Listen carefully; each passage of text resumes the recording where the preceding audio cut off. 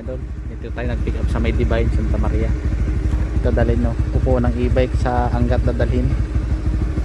142 lang yung bayad. Binigyan tayo ng 200. Salamat.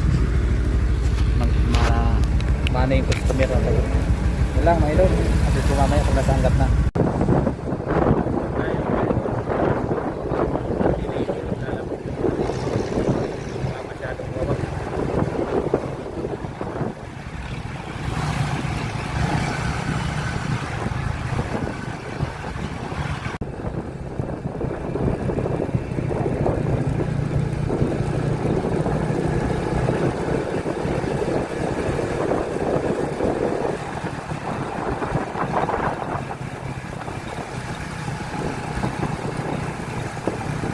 Dito natin din na yung upuan ang galing doon sa Santa Maria.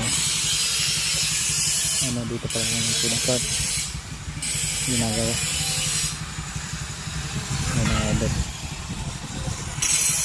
dito sa palsat hanggat mga idol.